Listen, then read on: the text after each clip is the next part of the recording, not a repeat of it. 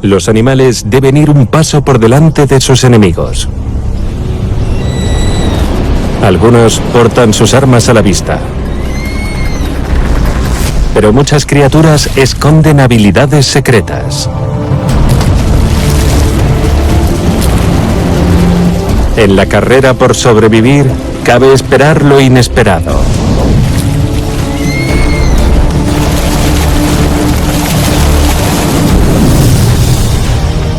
La naturaleza compite en un mundo oculto de superpoderes, armas secretas y percepción extrasensorial. Nada es lo que parece. Las claves de la supervivencia, el engaño y la sorpresa.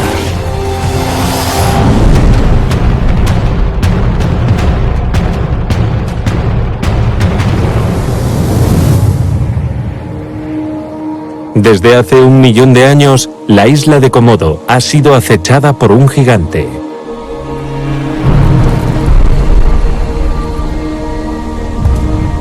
El lagarto más grande del mundo. El dragón de Komodo.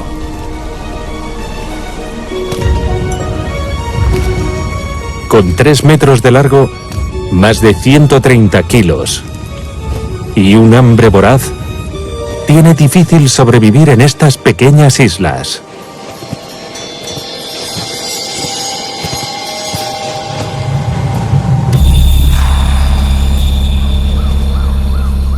Los elefantes pigmeos que antes cazaban se extinguieron y fueron reemplazados por una bestia más grande y bien armada, traída a estas islas por los humanos. Con un peso de hasta 1 tonelada y dotados de afilados cuernos, los búfalos de agua pueden matar a los dragones de Komodo. Para cazar búfalos, los dragones necesitan un arma secreta.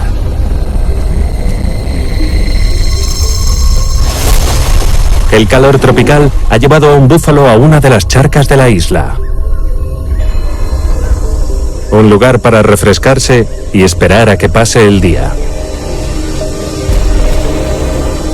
Pero su presencia atrae a dragones hambrientos.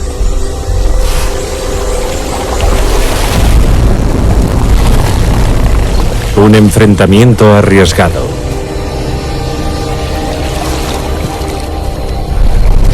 Los dragones no pueden imponerse al búfalo.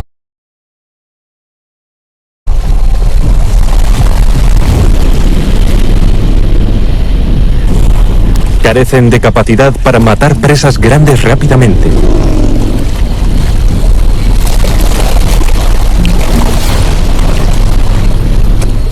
Su mordida no es más fuerte que la de un gato doméstico.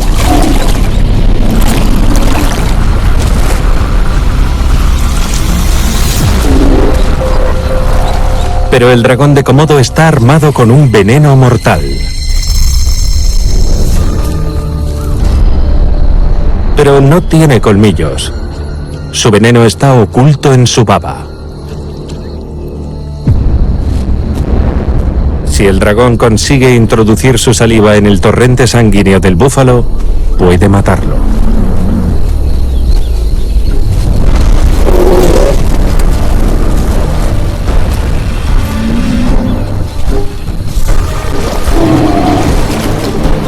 La herida puede parecer superficial, pero su veneno hará efecto gradualmente.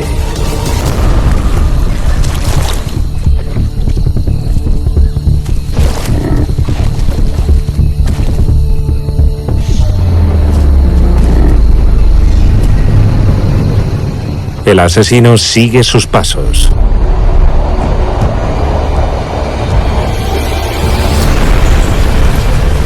Y un día después, el búfalo sucumbe. Todos los dragones vienen a darse un festín.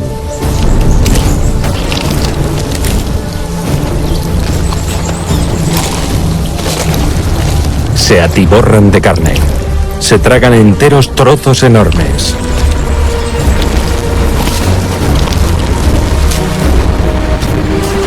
Un dragón de Komodo puede comer de una vez hasta el 80% de su peso corporal. Suficiente para aguantar todo un mes.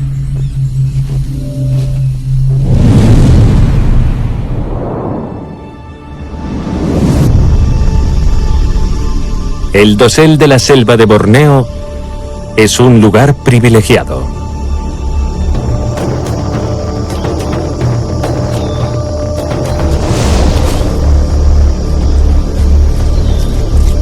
Es donde los animales encuentran comida, refugio y pareja. Todo lo necesario para una buena vida, mientras evitan las peligrosas calles del suelo de la jungla. Pero para vivir aquí, en una posición elevada, necesitas sentido del estilo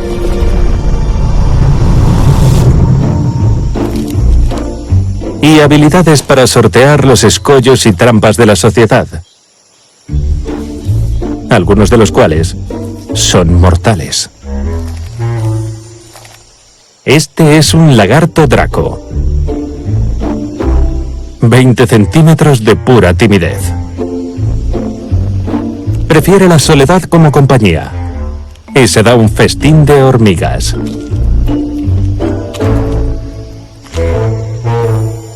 Al menos, hasta que llega otro draco. Entonces, le advierte mediante señales de que este árbol es suyo.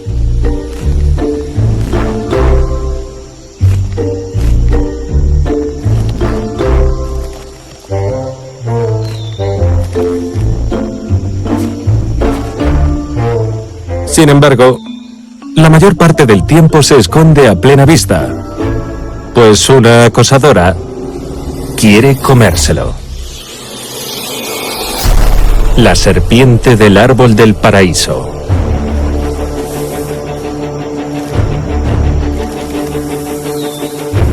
Tanto ella como el draco tienen poderes secretos que hacen de esta persecución una de las más asombrosas de la selva.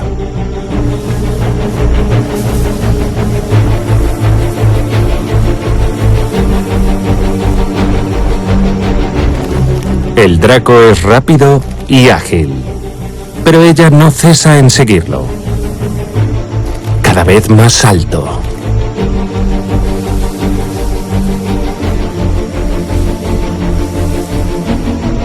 Hasta que el draco se ve acorralado. Solo tiene una salida.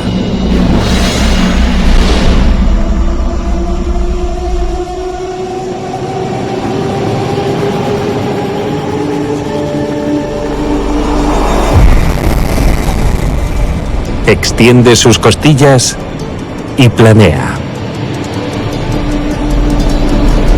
El draco puede planear más de 20 metros, lo que debería bastarle para ponerse a salvo.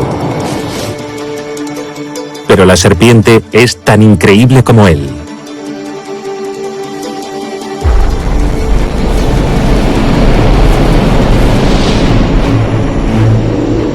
Aplana su cuerpo, formando un ala en forma de S. Su aterrizaje es una genialidad. Forma un gancho para agarrarse a la rama que su presa creía segura.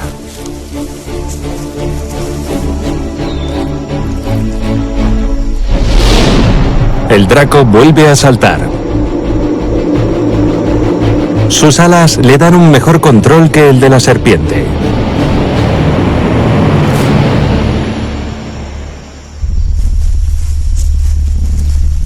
Ella ha perdido esta vez, pero sigue hambrienta. Y encuentra un bocado más fácil. Un geco.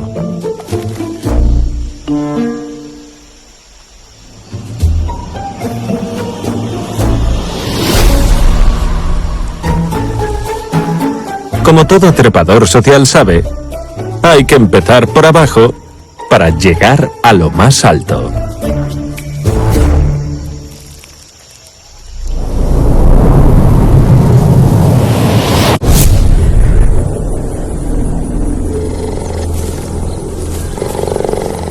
El guepardo tiene dos grandes retos: evitar a otros depredadores y encontrar comida.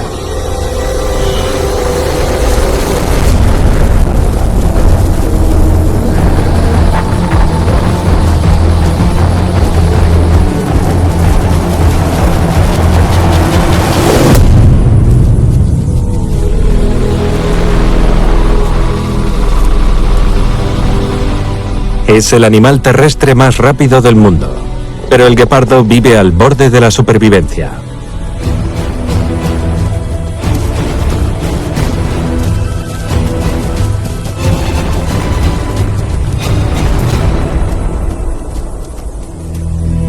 Al ser un animal ligero, suele verse obligado a abandonar su presa por animales más grandes y poderosos.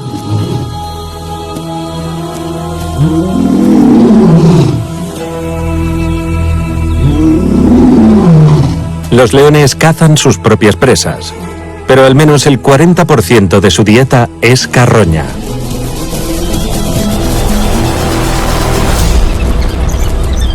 Y están dispuestos a matar a su competencia por conseguirla.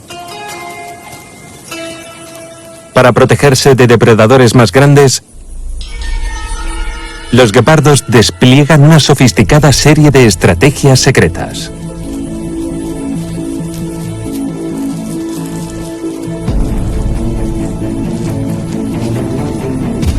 Su orina es casi inodora.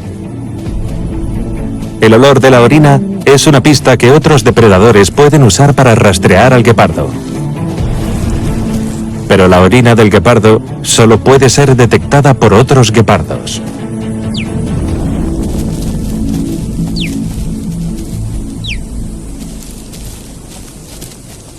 Esta familia no deja ningún rastro que los cazadores puedan seguir. También evitan la competencia cazando a pleno día, cuando los leones descansan.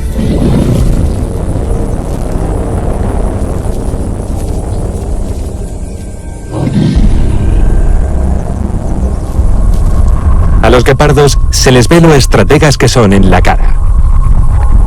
Sus rayas negras absorben la luz del sol y les ayudan a avistar presas bajo el resplandor del sol del mediodía. También aprovechan los puntos débiles de la vista de sus presas. Las gacelas tienen una visión extremadamente amplia, pero no muy aguda con los objetos que tienen justo delante.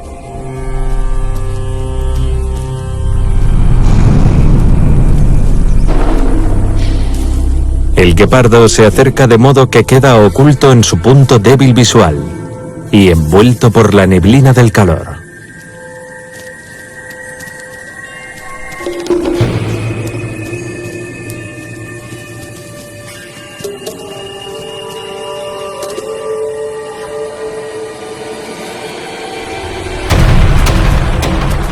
Acelera más rápido que cualquier coche deportivo.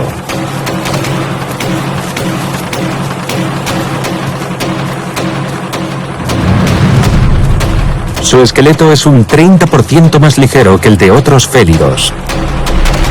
Tiene una columna vertebral hiperflexible y unos omóplatos flotantes. Recorre 7 metros en una sola zancada.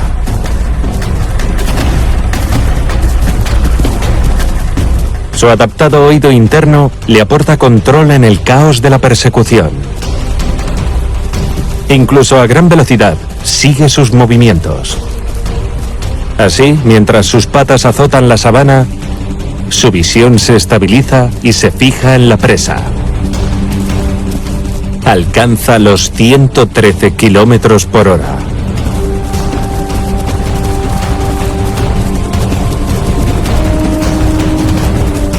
Y derriba a su presa con una inteligente táctica.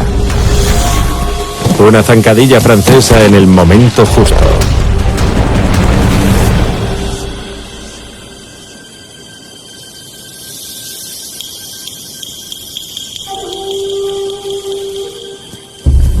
Casi la mitad de las cacerías de guepardos son fructíferas. Un éxito que duplica el de las manadas de leones.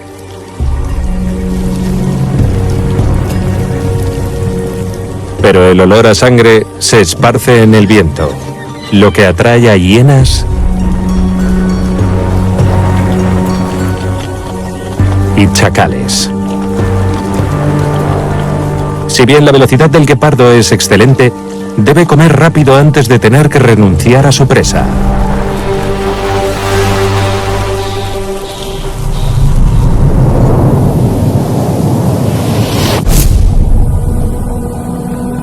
En la Gran Barrera de Coral de Australia, un buen hogar es clave para sobrevivir. Hay innumerables recovecos, pero cuesta encontrar uno que esté desocupado. Hay camarones mantis arlequín por todas partes. Hasta 2 por metro cuadrado. Esta hembra de camarón mantis necesita encontrar un nuevo hogar, menos poblado y con más comida.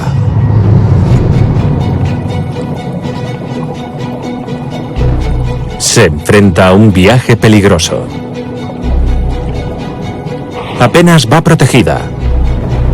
Pulpos y otros depredadores podrían comérsela.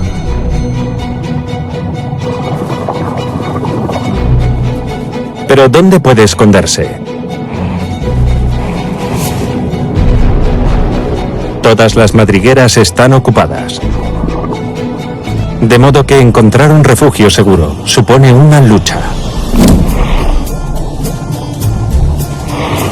Los camarones mantis poseen una mortífera arma secreta, pero toman precauciones para no matarse entre sí en disputas territoriales.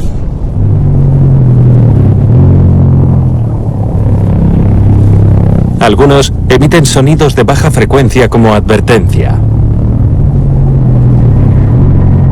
Una especie de gruñido que parece decir: este hueco está ocupado. Es un barrio complicado. Pero a los camarones mantis no les importa desalojar hogares. Están dispuestos a echar a sus inquilinos. Se golpean en la cola para ver quién es el más fuerte.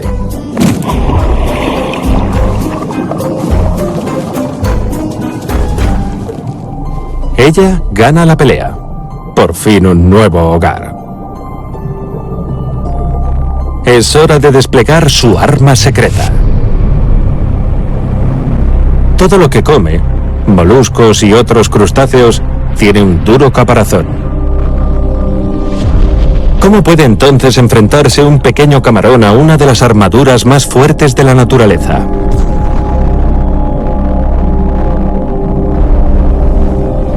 Escondidas bajo la cabeza, tiene 2 patas modificadas que se han convertido en garrotes rompecaparazones.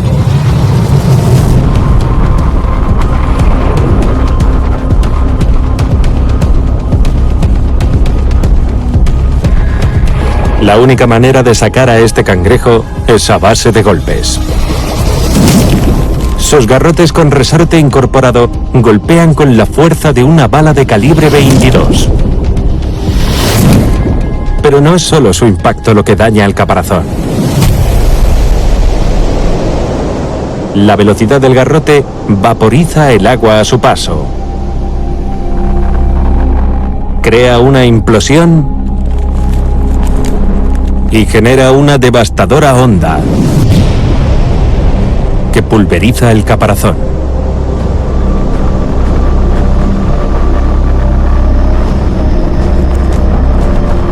El camarón ataca una y otra vez. Su golpe en proporción es el más poderoso del reino animal.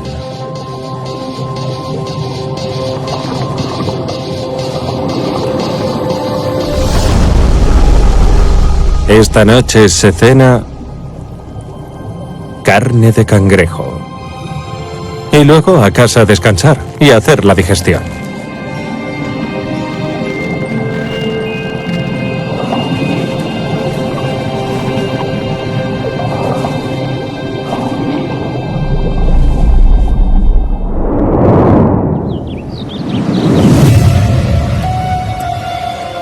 suroeste de Estados Unidos es el hogar de una de las aves más rápidas de la Tierra. El correcaminos. El famoso personaje de dibujos animados en la vida real.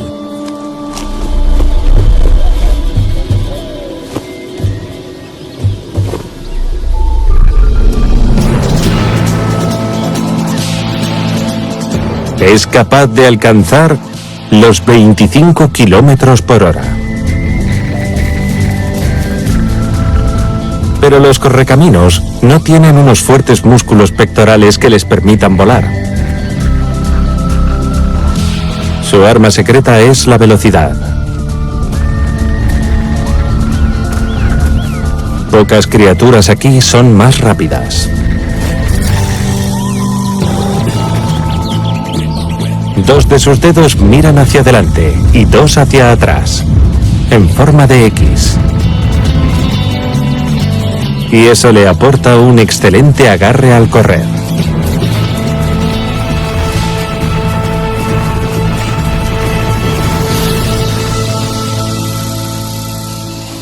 En el mundo real, el correcaminos no se enfrenta solo a los coyotes. Su némesis y presa es la serpiente de cascabel diamantina. Una de las serpientes más venenosas de este desierto.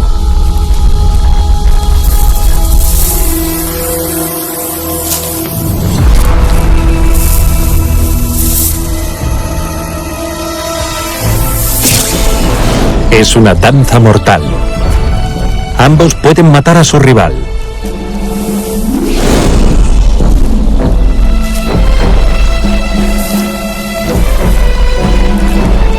Sus pies le permiten saltar y esquivar sus ataques al instante.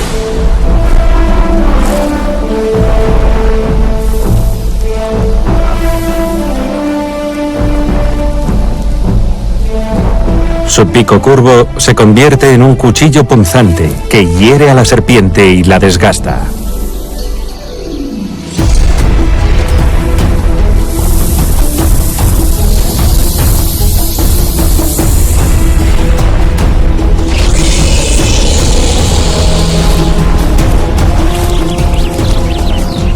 Pero la táctica letal del correcaminos es agarrar por la cabeza a su enemigo evitando sus mortíferos colmillos.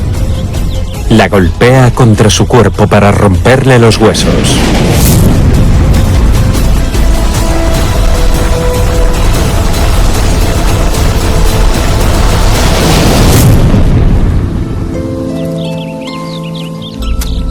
Por increíble que parezca, se traga a la serpiente entera. Aunque aún no ha terminado de tragarse la cola, la cabeza ya está siendo digerida.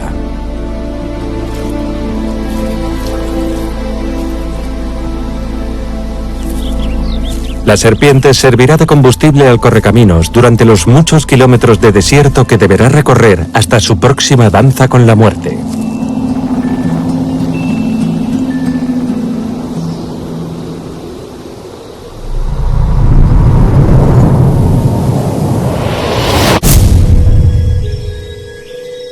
En esta jungla tiene lugar una batalla oculta por la supervivencia,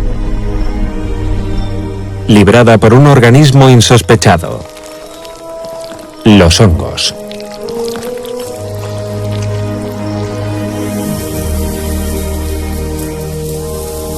Se apresuran a reciclar a los muertos, que se convierten en cuerpos fructíferos.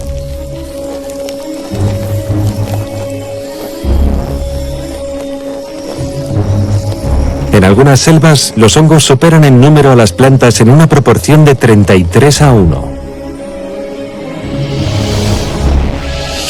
Liberan hasta 30.000 esporas por segundo, que, como semillas, propagan los hongos.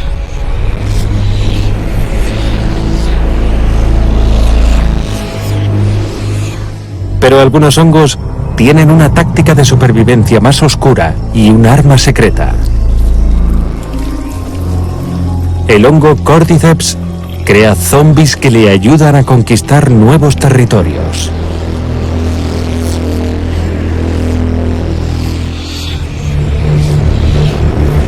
Una hormiga de la selva es la última víctima del Cordyceps.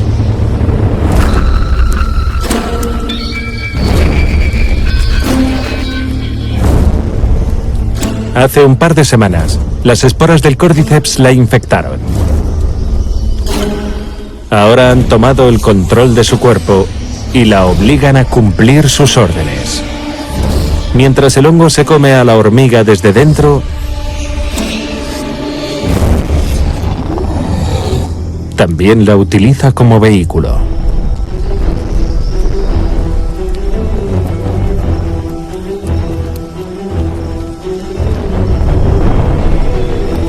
Conduce a la hormiga a un lugar de la selva donde la luz y la humedad son perfectas para que crezca el hongo.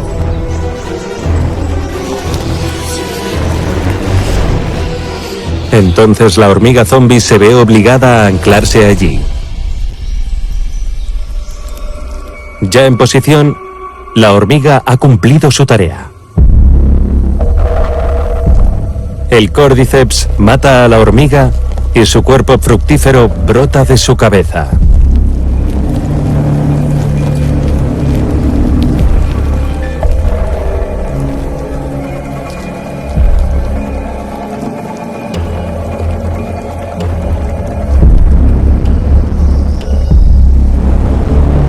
El hongo libera esporas que llueven sobre las hormigas que se encuentran abajo.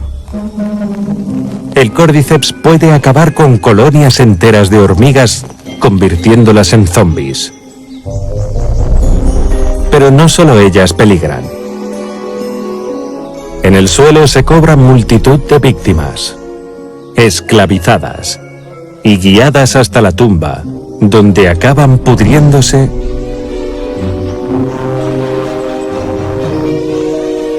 son controladas por un poderoso organismo que no es ni planta ni animal, sino ambos a la vez en apariencia.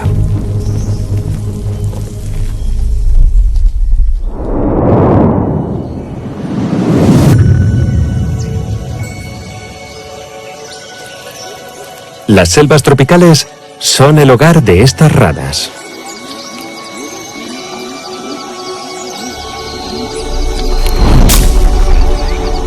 Pero la jungla está llena de depredadores hambrientos. Las ranas se defienden de ellos con armas extrañas y maravillosas.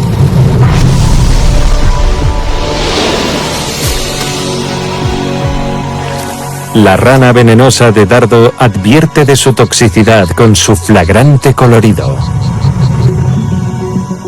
Mientras que la rana de cristal se pone una capa de invisibilidad al verse amenazada. Esta oculta la mayoría de sus glóbulos rojos en unos sacos recubiertos de cristales en el hígado.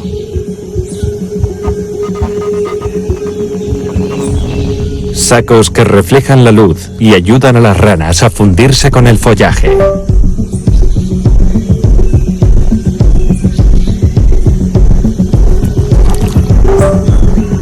Pero no puede ocultarlo todo. Su corazón necesita una pequeña cantidad de sangre para latir, y esta sigue siendo visible. Pero esta rana no solo está escondida, está en guardia. Su pareja ha puesto huevos y se ha marchado.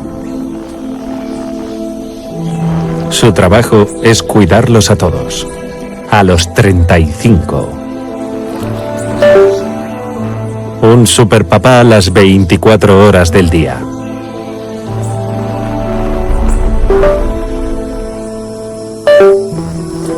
Cada noche utiliza su cuerpo para recoger el rocío de las hojas y transfiere la humedad a los huevos para que no se sequen.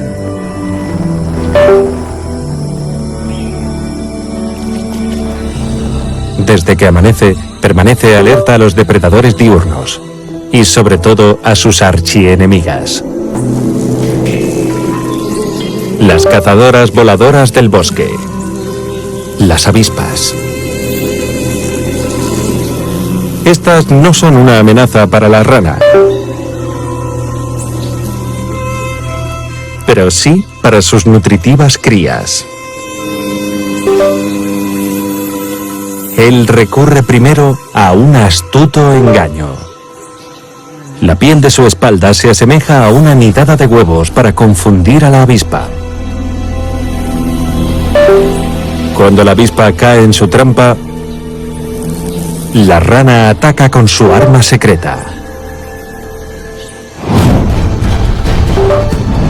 Es un maestro del Kung Fu.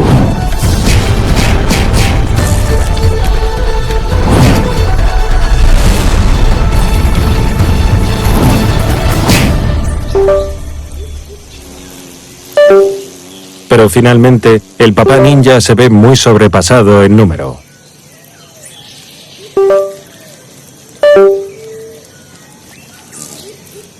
Por suerte, los renacuajos de la rana de cristal tienen un plan B.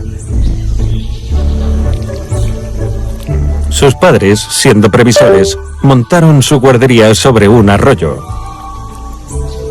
Algunos renacuajos son lo bastante grandes para escapar. Se deslizan por la hoja para ponerse a salvo.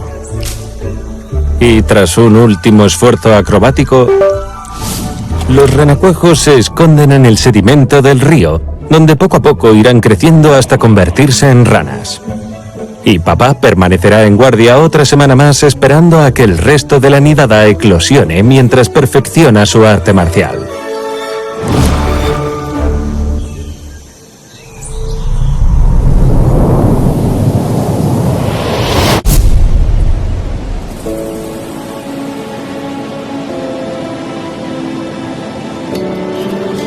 La marea está bajando en la costa de Carolina del Sur.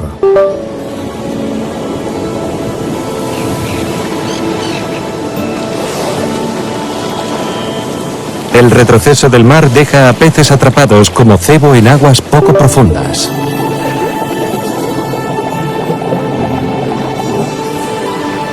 Un blanco tentador para los delfines mulares. Pero el tiempo no está de su lado. Solo tienen 4 horas antes de que suba la marea y los peces escapen.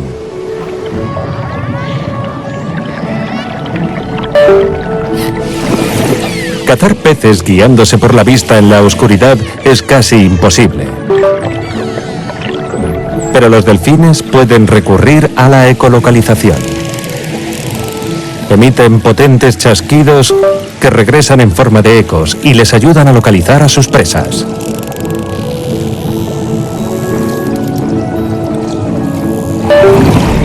Pero ¿para qué pasarse 4 horas cazando peces individualmente cuando un esfuerzo grupal puede generar mayores beneficios? El arma secreta de esta manada es tener un plan y capacidad de cooperar.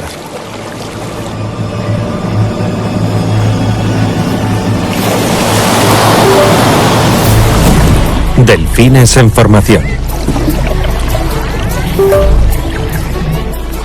Nadando uno al lado del otro, crean una poderosa ola de proa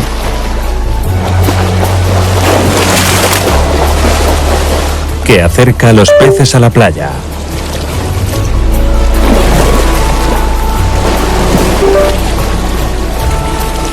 Es más fácil atrapar a un pez fuera del agua, pero necesitan encontrar el sitio perfecto, evitando las orillas llenas de afiladas conchas de ostra y aquellas tan empinadas que los peces rebotan.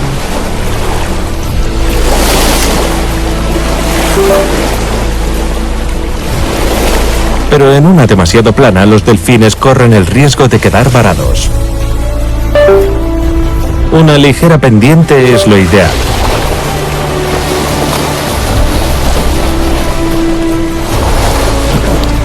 Esta pesca en las orillas es una táctica poco común que apenas emplean en unos pocos lugares del mundo.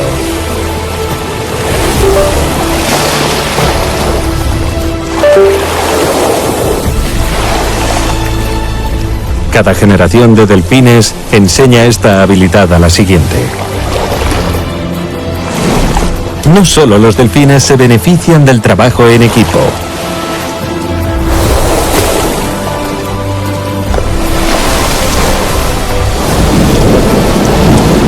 Con la barriga llena, regresan al mar cuando sube la marea.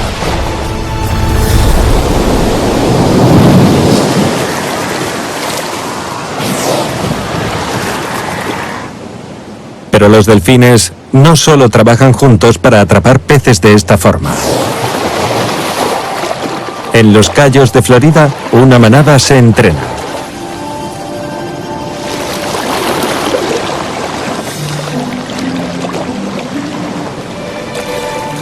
Cuando se acercan a un banco de mújoles, uno se separa y nada en semicírculo. El mar es poco profundo aquí y con la cola revuelve el lecho marino. Ingeniosamente rodea a los peces de lodo. Al verse atrapados, los asustados peces intentan escapar.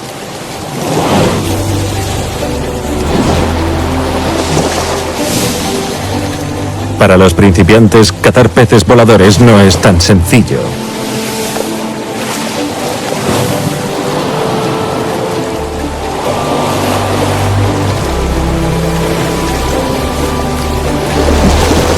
Requiere una sincronización perfecta. Otros delfines más mayores les enseñan a hacerlo.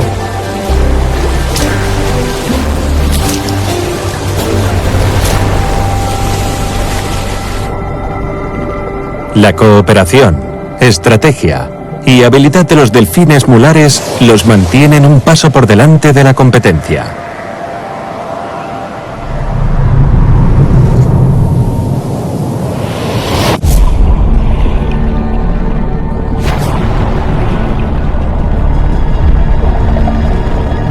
En las aguas poco profundas de Tailandia, el caracol cono de tela dorada busca presas.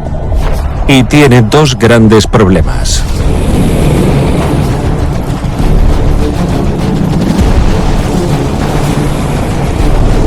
Ni puede correr, ni puede ver.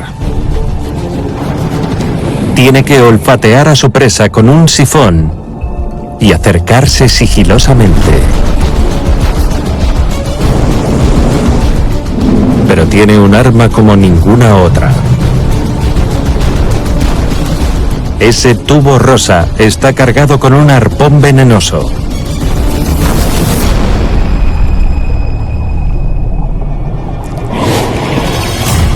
El otro caracol trata de escapar de lo que se avecina.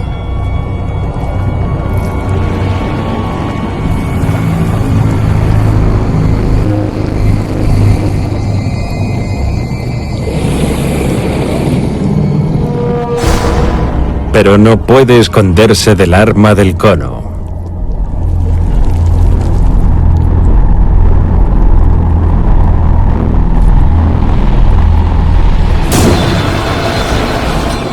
Con un certero disparo, el caracol queda paralizado. Entonces procede a succionarlo lentamente.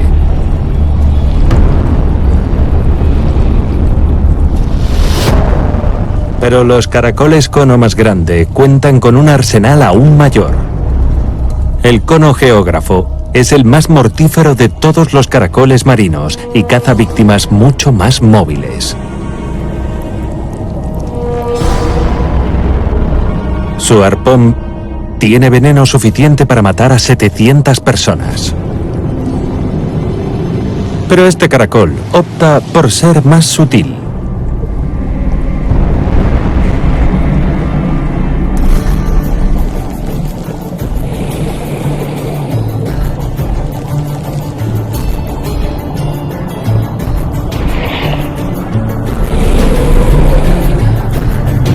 El cono geógrafo utiliza su sifón como señuelo. El pez cree haber encontrado un sabroso gusano, pero es una trampa. El caracol llena el agua de una especie de insulina conocida como Nirvana cabal. Como ocurre en los seres humanos, un exceso de insulina hace que el azúcar en la sangre caiga en picado, lo que te hace sentir débil, confundido e incluso entrar en coma.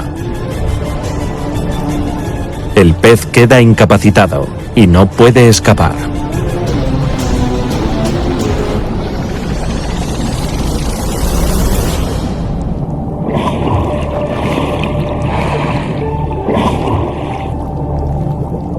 El caracol cono pone fin a su lucha,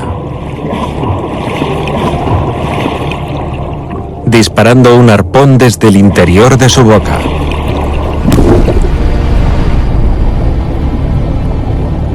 Pero un único pez no es suficiente para el cono geógrafo.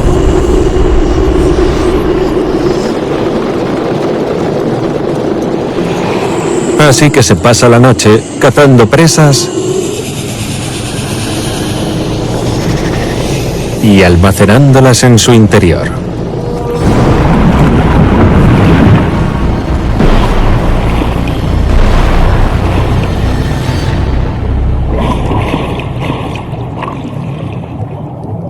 Comerá más tarde, mientras descansa durante el día.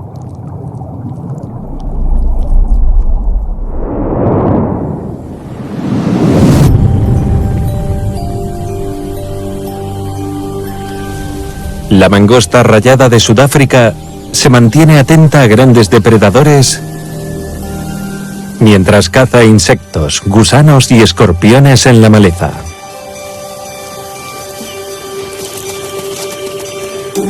Pero hoy se enfrenta a un diminuto y formidable enemigo. Este escarabajo bombardero devora a unas hormigas conocidas como locas. Pero su nombre deja adivinar que no se someten fácilmente. Contraatacan. Pero son la clave del arma secreta del escarabajo. Él intenta apartarlas a patadas, pero las hormigas lo acaban echando. La osadía del escarabajo contradice su tamaño. Puede plantar cara a criaturas mucho más grandes que él. En un principio, la mangosta ve en él un bocado fácil.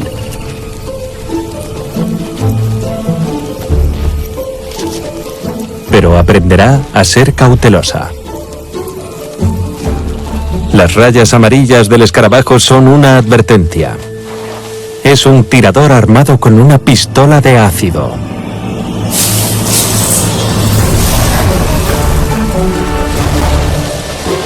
La mangosta queda temporalmente cegada, lo que da tiempo al escarabajo para escapar. El ingrediente secreto del chorro disparado es el ácido fórmico extraído de las hormigas locas. Una locura de arma secreta.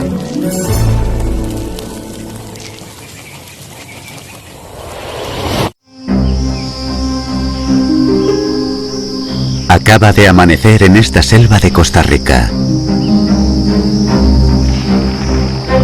Bajo la luz moteada, el suelo parece ondular y fluir como un líquido.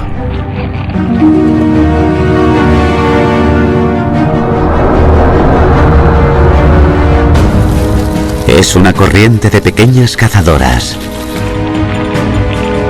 Un ejército de hormigas que está a punto de ganarse su nombre. En cuestión de minutos, esta formación encuentra presas y la horda reacciona como una sola. Su organización es legendaria, su eficacia brutal. Es más una bestia carnívora que una tropa de individuos. 500.000 de bocas con el mismo apetito. 500.000 de cerebros con el mismo objetivo. 500.000 de cuerpos moviéndose con la misma fuerza increíble.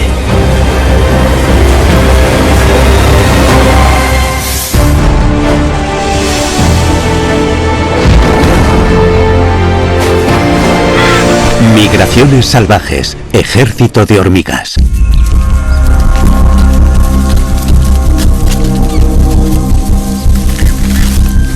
Con el botín de la caza en sus fauces, el ejército de hormigas vuelve a su nido.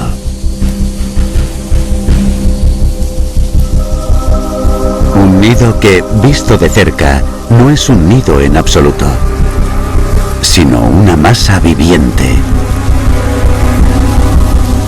Agarradas las unas a las otras, las hormigas han construido un armazón con sus propios cuerpos, como el exoesqueleto de una bestia. Se llama vivac y es el único hogar que tendrán. La ciencia ficción acuñó el término mente colmena para describir un conjunto de millones de cerebros alienígenas vinculados a una sola conciencia. Pues eso existe y lo tenemos aquí mismo. En esta sociedad, el individuo no cuenta para nada. Cualquier hormiga es prescindible, del mismo modo que una célula aislada dentro de un organismo mayor. Cada hormiga es genéticamente femenina, todas hijas de la misma madre. No están haciendo esto por ellas. Su única misión es servir a la colonia en general. La tarea principal es cuidar de su descendencia. La reina, oculta en las profundidades del vivac, está produciendo los huevos que se convertirán en la próxima generación de hormigas obreras. Si una colonia de hormigas es como un ejército, la reina oculta es el centro reproductivo. Contrariamente al mito, la colonia no tiene un líder. Ninguna mente en particular está al mando aquí. Cada hormiga toma sus propias decisiones y sigue reglas simples. La colonia, multiplicada por 500.000 de cerebros minúsculos, toma forma de inteligencia colectiva y se organiza sola. A los pies del vivac, han comenzado a congregarse para otra emboscada. En cierto sentido, esta partida de asalto es como una garra gigante que atraviesa el bosque en busca de alimento.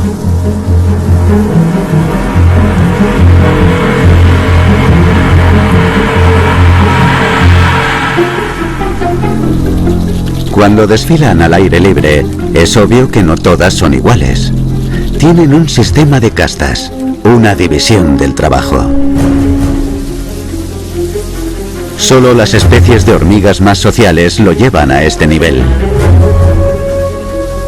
Sus formas y tamaños corporales reflejan su papel en la vida. Las hormigas de rango medio son obreras medias. Ellas hacen la mayor parte de la caza. Las mayores transportan la captura de regreso al vivac. Y las más pequeñas, llamadas obreras menores, cuidan a la prole de la reina y usan sus propios cuerpos para construir caminos y puentes y así facilitar el paso al resto.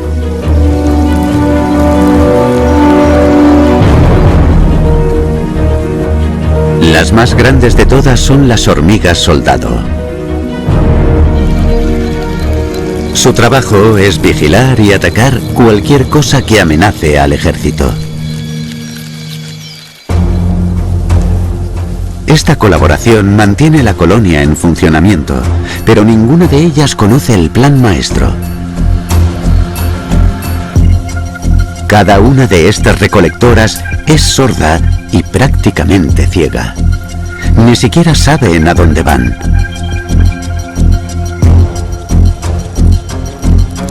Pero con cada paso reúnen un poquito de información y reaccionan ante ella. Luego se comunican con sus hermanas cercanas. Cada hormiga casi siempre está en contacto físico con al menos otra. Criaturas ciegas que guían a otras ciegas. pero sí tienen un buen sentido del olfato. A cada paso, una hormiga deja un rastro químico de feromonas que otras siguen. Este batallón de recolectoras puede tener 10 metros de ancho y extenderse unos 200 metros hacia el bosque. Pero siempre está conectado de vuelta al nido por un grupo de hormigas y un rastro de feromonas.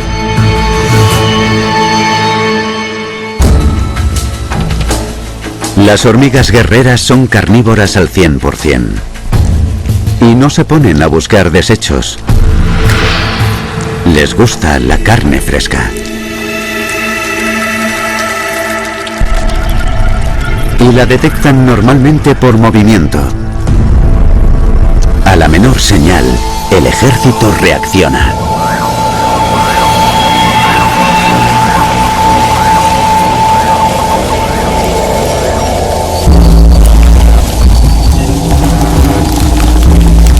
Cuanto más se resiste el insecto, más atacantes atrae.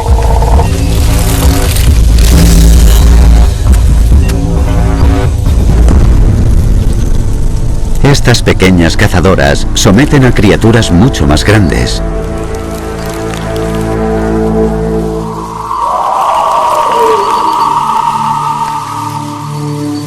Incluso el poderoso escorpión no es rival para esta horda.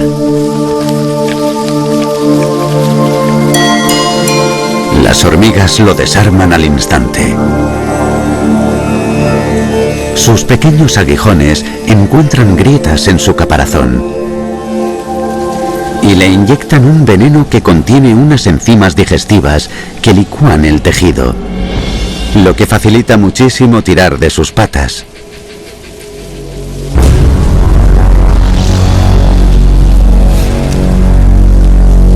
Uno a uno, insecto a insecto, van transportando su comida al nido viviente.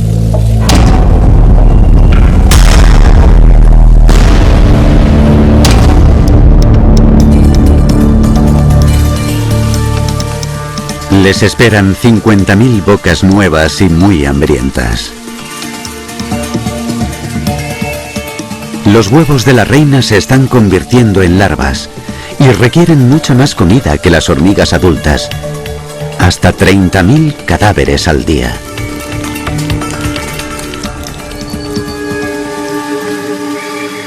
Pero tras 20 días aquí, las cazadoras ya han esquilmado este pedacito de bosque. Con la llegada de las larvas, es como si hubieran pulsado un interruptor y activado un nuevo código en la mente de la colmena. Ahora, todo el ejército comienza a moverse.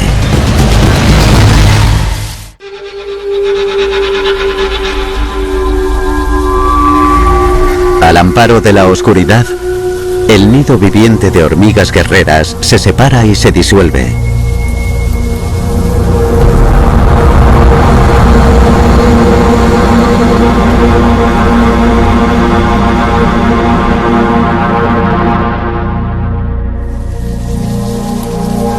Las recolectoras van en cabeza. Las porteadoras transportan las preciosas larvas. Y las soldados hacen guardia.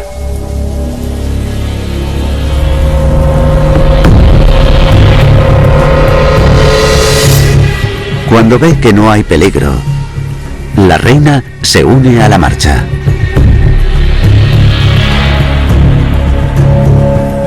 Esto es muy raro de ver.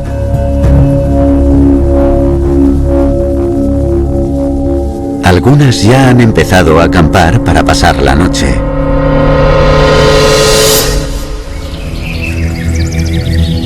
Han elegido una zona con la sombra, humedad y protección adecuadas. Esta es una de las especies de hormigas más estudiadas, pero aún así nadie sabe cómo deciden dónde acampar.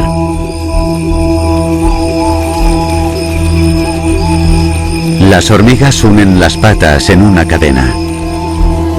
La estructura sólida del vivac toma forma.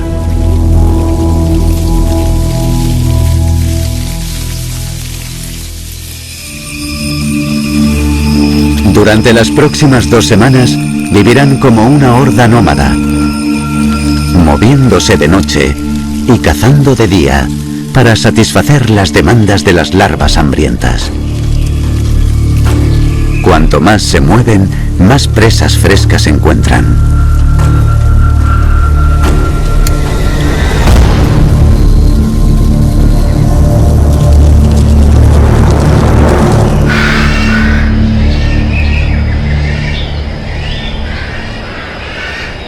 Al alba, la colonia ya se está concentrando para otra incursión.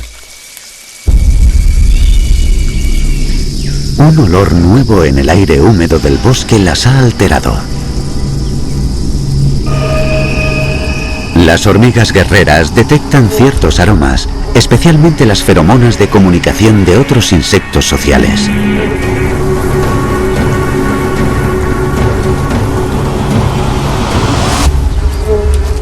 Avispas de papel.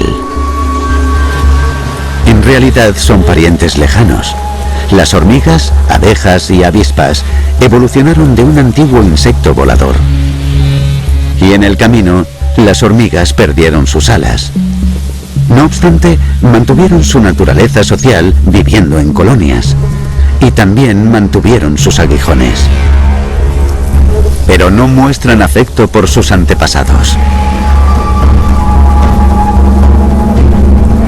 Las primeras recolectoras descubren el nido y las avispas montan una defensa agresiva.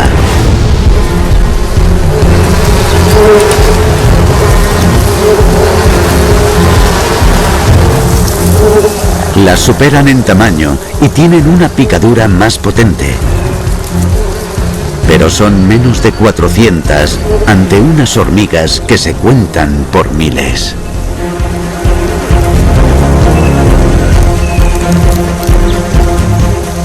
Las hormigas no van a por las adultas, sino a por las crías que esconden en el nido.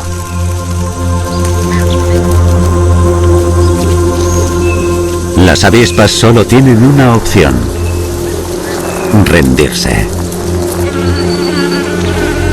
Abandonan su nido para permitir la redada y dejar que las hormigas se lleven lo que buscan.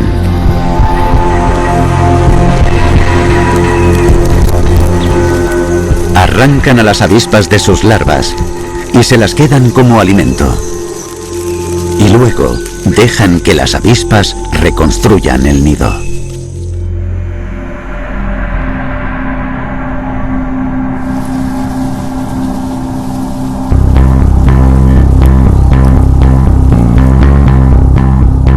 Incluso después de haber traído el botín de vuelta al campamento, la colonia se está preparando para ponerse en marcha una vez más. Y nada más empezar, ya está buscando más presas.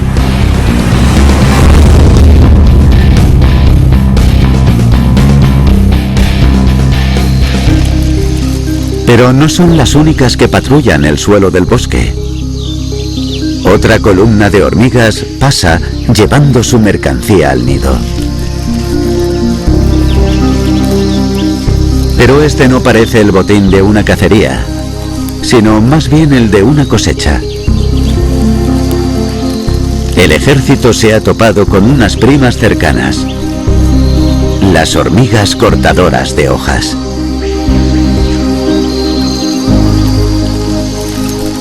Ellas también tienen una sociedad grande, y al igual que las hormigas guerreras, cuentan con un sistema jerárquico donde cada una realiza diferentes tareas en función de su tamaño. Y también tienen hormigas soldado listas para defender la colonia. Son muy similares, pero a la vez muy distintas. Esta no es solo una reunión de dos especies, sino un choque de culturas. Las hormigas cortadoras de hojas pueden parecerse a las hormigas guerreras, pero su forma de vida es muy diferente. Mientras que las hormigas guerreras viven de la depredación, las cortadoras de hojas son agricultoras pacíficas. Cuando van en grupo al bosque es solo para cosechar plantas. En lugar de usar sus mandíbulas para separar presas, estas recolectoras recortan trocitos de hojas. En lugar de llevar cadáveres, las grandes portadoras llevan las hojas al nido. Y las pequeñas se suben encima. Son como vigías que mantienen a raya a las moscas parasitarias.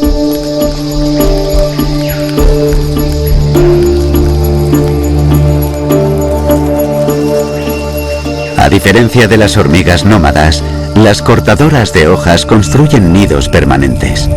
Su madriguera subterránea es tan grande como un autobús escolar, con una red de carreteras y cámaras, y alberga a millones de hormigas. En realidad no se comen las hojas que cortan, sino que las usan como fertilizante para cultivar jardines subterráneos de hongos. Cada jardín crece tanto como una col, y una colonia puede contener 100 o más.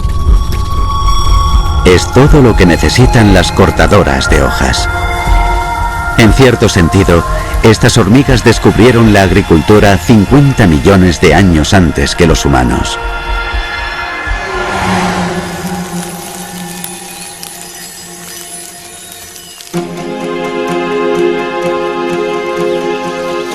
De vuelta en la superficie, sus mundos chocan. Granjeras pacíficas y cazadoras depredadoras. Las cortadoras de hojas no son asesinas por naturaleza, pero sí tienen un arma. Envían a sus soldados, que son grandes, rojos y potentes. Sus enormes cabezas contienen unos músculos que se suman a sus enormes mandíbulas.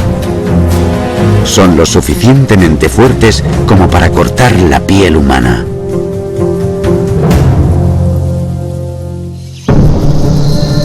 Las hormigas soldado de cabeza pálida aparecen en respuesta. Sus mandíbulas tienen forma de colmillos de elefante y están hechas para agarrar y perforar. Las pequeñas obreras negras también son asesinas expertas. Normalmente no dudan en atacar a otras colonias de hormigas, pero en este caso las superan en número, en una proporción de quizá 10 a 1. Esto parece más de lo que pueden controlar. Es un enfrentamiento. Las cortadoras rojas contra las guerreras negras. Basta con una chispa para encender una batalla.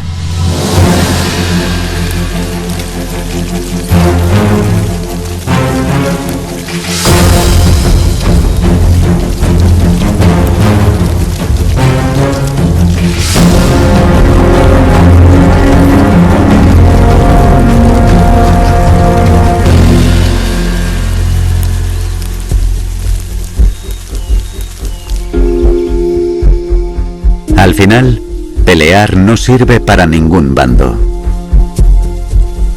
Las hormigas guerreras no pueden derrotar a un enemigo tan numeroso, y las cortadoras de hojas solo quieren que las dejen cultivar. Poco a poco ambas fuerzas retroceden. Cada una se retira del rastro de la otra.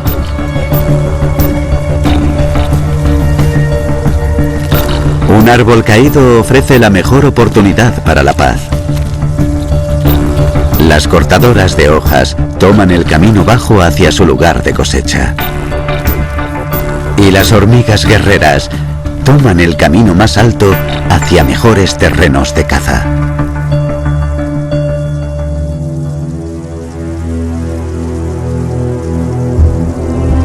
Dentro de unos días harán una pausa en sus rutas errantes.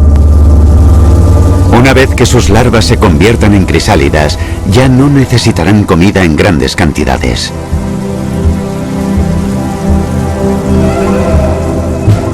colonia volverá a una vida sedentaria, aunque solo sea temporalmente. Se lo ha ganado. En los últimos 15 días, ha llevado a cabo unos 450.000 asesinatos, lo que convierte a esta bestia de mente única en una de las depredadoras más efectivas de la Tierra.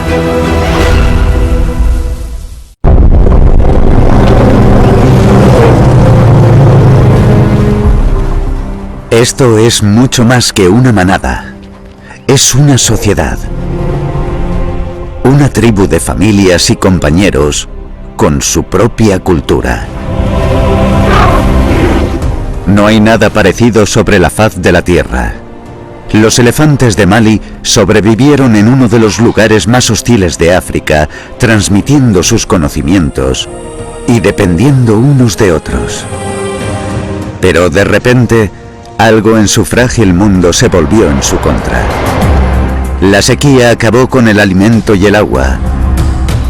La guerra y la violencia disgregó a sus familias, y la invasión de los humanos sofocó su tierra natal.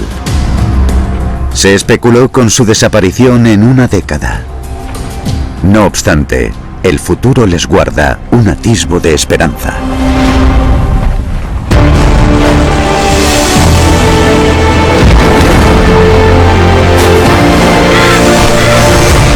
Migraciones salvajes, elefantes al límite. Esta manada es la última de su especie.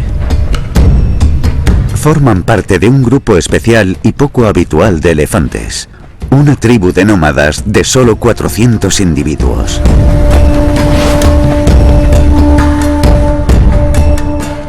Viven en la situación más extrema donde pudieran sobrevivir los elefantes.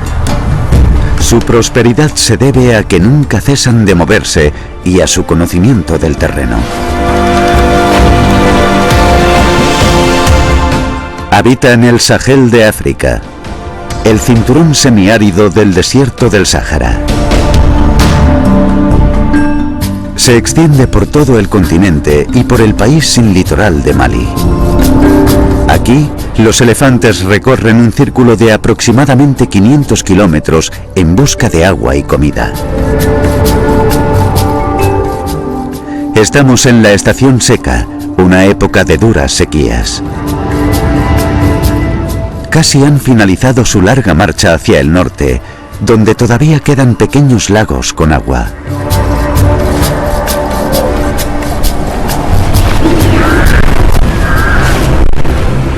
Cada familia sigue el paso de la hembra más veterana, la matriarca. Es la abuela, y el resto son sus hermanas, hijas y nietas. Solo los machos más jóvenes las acompañan. Los adultos prefieren mantener sus propios grupos reducidos.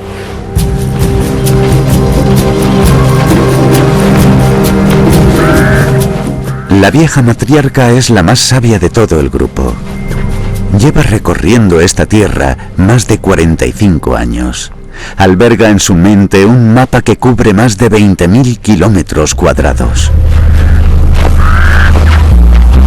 Y lo que es más importante, en un lugar donde el agua es un bien escaso, ella sabe dónde encontrarla.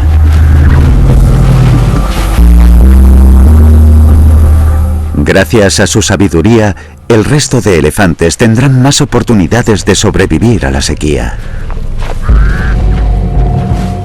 Las charcas más pequeñas ya han desaparecido. Pero hay un oasis con el que las matriarcas siempre pueden contar.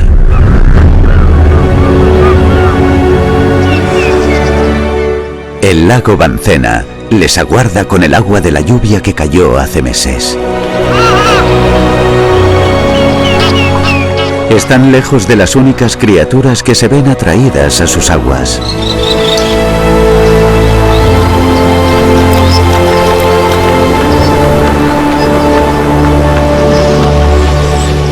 Una bandada de queleas comunes que se cuentan por cientos de miles. Son una de las especies de aves más numerosas de la Tierra y rodean el lago como una niebla espesa.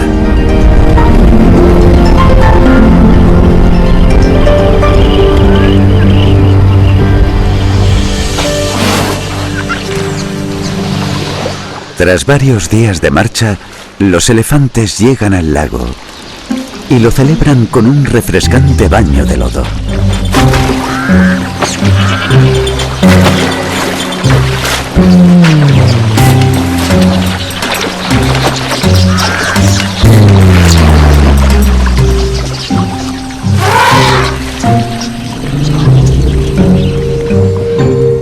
Una de las incorporaciones más recientes es una pequeña hembra de tan solo unas semanas de edad.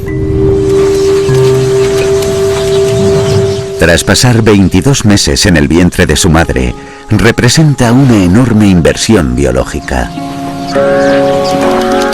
Los elefantes cuentan con uno de los índices de reproducción más lentos entre todos los mamíferos. Había puestas muchas expectativas en su nacimiento y llegó como un miembro muy querido de esta gran familia. Ahora retoza en el barro, bajo la mirada de un círculo protector de hermanas mayores, primas y tías.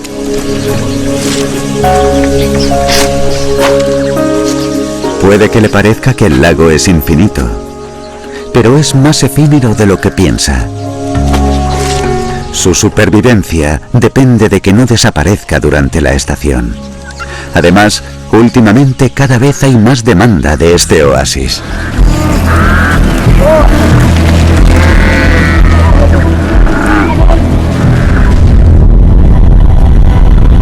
Los pueblos pastores de los Tuareg y los Fulani también se aprovechan de este lago. Tanto el hombre como la bestia han adoptado culturas nómadas para sobrevivir en el imprevisible Sahel. Durante siglos han seguido las mismas rutas y los humanos han aprendido a confiar en los elefantes como guías hacia el agua. Pero esta relación ancestral se ha debilitado. Los pastores nómadas están abandonando sus viejas costumbres. Muchos han perdido sus rebaños familiares. Para poder vivir, han tenido que hacerse cargo de rebaños comerciales mucho más grandes. Además, el Sahel cada vez es más árido. Las temperaturas han aumentado a medida que las lluvias han disminuido. Hoy en día, el lago Bancena posee demasiadas vacas y muy poca agua.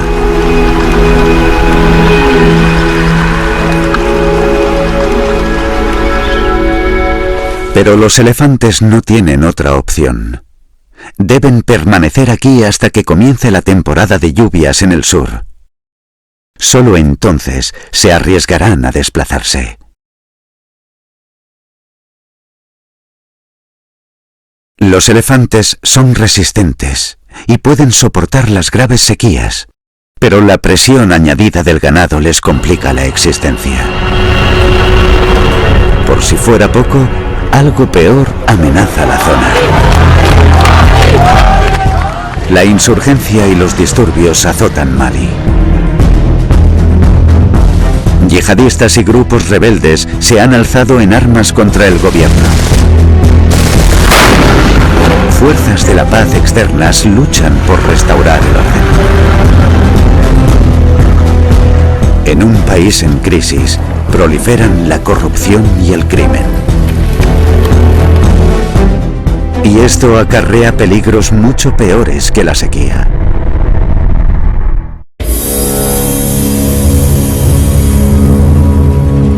En 2012, Mali sucumbió a la violencia y se convirtió rápidamente en uno de los países más peligrosos, tanto para los humanos como para los elefantes. Los grupos rebeldes necesitaban dinero para las armas y los oportunistas encontraron la forma de capitalizar el caos. El dinero fácil se reunía en los lagos del centro de Mali. marfil. El mercado negro de los elefantes estalló. Cerca de un tercio de los elefantes de Mali fueron cazados en menos de 5 años. En la época más aciaga, entre el 2015 y el 2016, los cazadores furtivos asesinaron a 134 elefantes. Los expertos predijeron que esta antigua manada desaparecería en unos años. Fue suficiente para que las personas tomaran medidas. La coalición de organizaciones, llamada Proyecto de Elefantes de Mali, lanzó una iniciativa de emergencia. Obtuvieron la colaboración de las fuerzas militares del país y la misión de paz de la ONU. Formaron una fuerza anticazadores furtivos para combatir a los asesinos de elefantes. La estrategia funcionó. A principios de 2018, el Proyecto de Elefantes de Mali celebró un año entero sin asesinatos de elefantes. Aún así, pasarán décadas hasta que las manadas se recuperen. Al vivir en estas condiciones extremas, su tasa de nacimiento es baja y su mortalidad alta, incluso en un buen año. Y este no está siendo un buen año. El lago Bancena se evapora bajo el sol abrasador. El agua, agitada y contaminada por los elefantes y el ganado, es poco más que estiércol.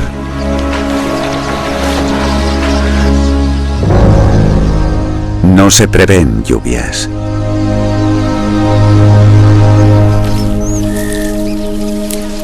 Ahora, el problema no es solo el agua, también es el alimento.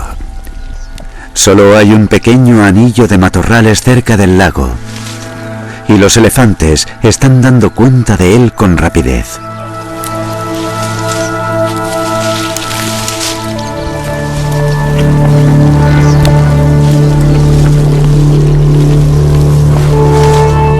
En estos tiempos tan desapacibles ha nacido otro cachorro, un frágil macho de tan solo unas horas de edad.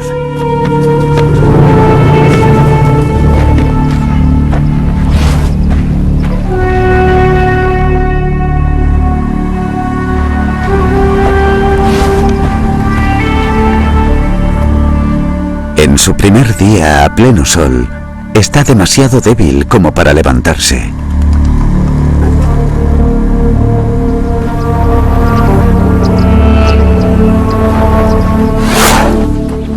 Los ánimos de su madre no consiguen motivarlo. Es solo una adolescente. Probablemente sea su primer hijo, y las semanas de marcha por el desierto se hayan cobrado un precio demasiado alto. Ella y su abuela permanecen a su lado hasta el final. Todo lo que pueden hacer es cuidar unas de otras y de ellas mismas.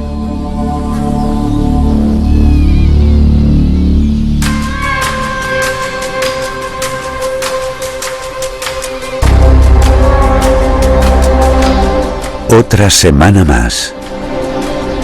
Por fin parece que cambia el viento. Se forman nubes en la distancia. Pero lo que se avecina no es lluvia. Se desata el apocalipsis en el Sahel africano. Un tsunami de arena de unos 900 metros de altura cae y arrasa el lago Bancena. El día abrasador se convierte en una noche asfixiante. El hombre y la bestia son castigados por igual con ráfagas de arena de hasta 80 kilómetros por hora.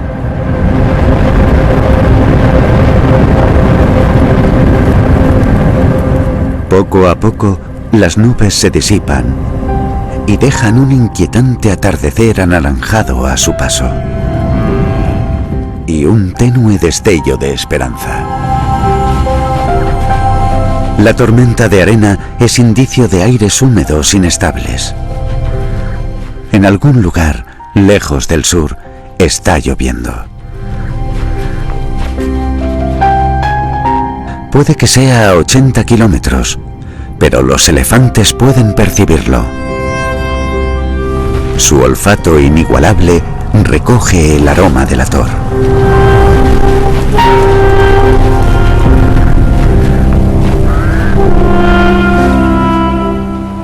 También pueden oír frecuencias muy bajas para el oído humano y sienten vibraciones con sus patas.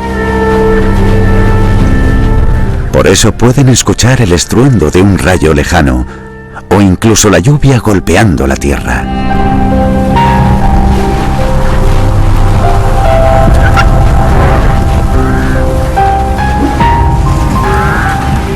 Los pastores toman nota de ello. Saben que los elefantes pueden descifrar el tiempo mucho mejor que ellos.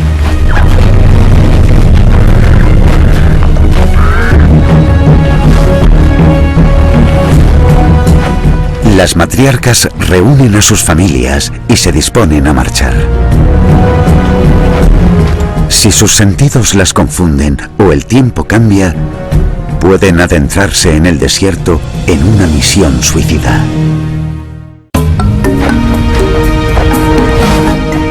Grupo a grupo, los elefantes dan la espalda a lo que queda del lago y se dirigen hacia la lluvia prometida.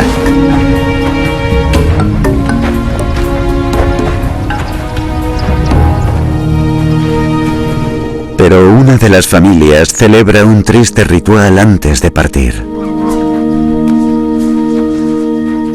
Regresan junto al cadáver de la cría.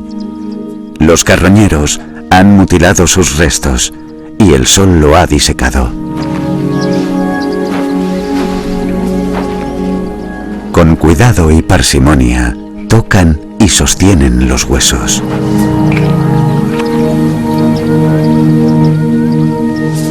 Un funeral para el elefante.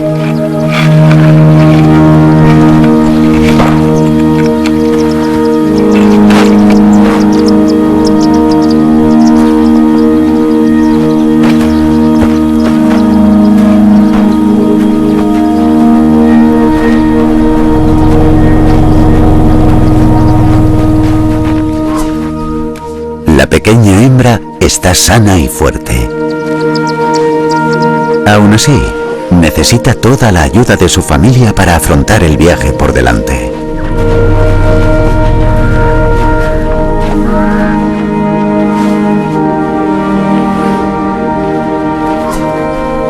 La idea de la lluvia impulsa cada uno de sus pasos.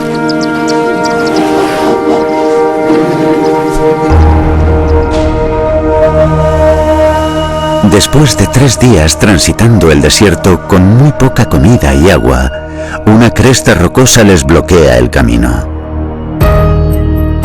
Deben seguir hacia el este, siguiendo la línea del precipicio hacia un camino que han usado durante muchísimas generaciones. Es una etapa tan importante en su travesía anual que la gente la conoce como la Porte des Elephants, la puerta de los elefantes.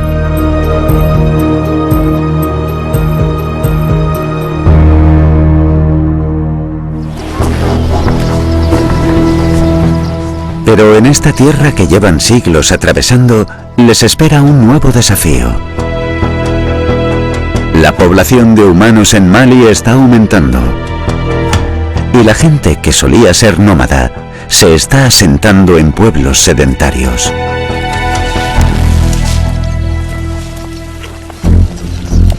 Cada vez hay más personas en el territorio de los elefantes, y el Sahel nunca ha podido abastecer a tanta multitud.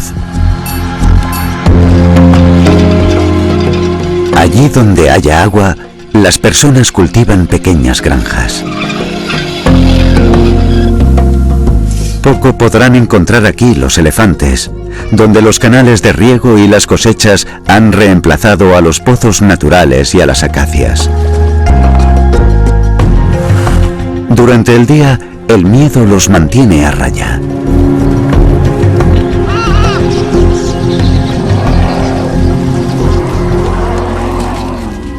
Pero por la noche, se vuelven más temerarios. Un solo elefante puede acabar con la granja de una familia en cuestión de minutos. Nunca antes se había puesto tan a prueba la tolerancia que mantenían el hombre y el elefante.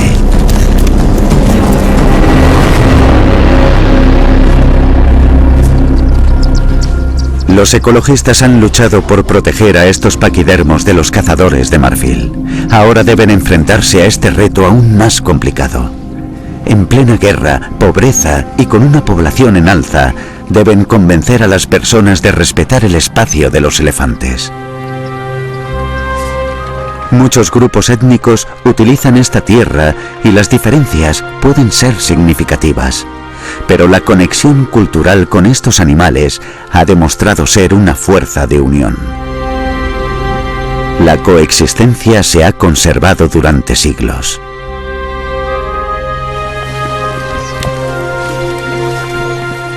La mayoría está dispuesta a adoptar una producción agraria más organizada que preserve elementos esenciales como la comida y el agua para sus gigantes vecinos nómadas. El paso legendario a través de la Puerta de los Elefantes sigue perteneciendo a estos últimos. Llegan a la zona meridional de su migración pisándole los talones a la lluvia. Por poco tiempo, el desierto de Sahel florece.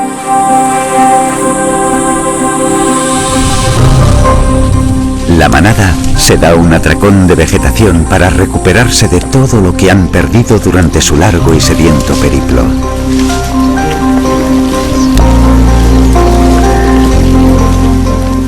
Han conseguido sobrevivir a otro año de sequía y revolución.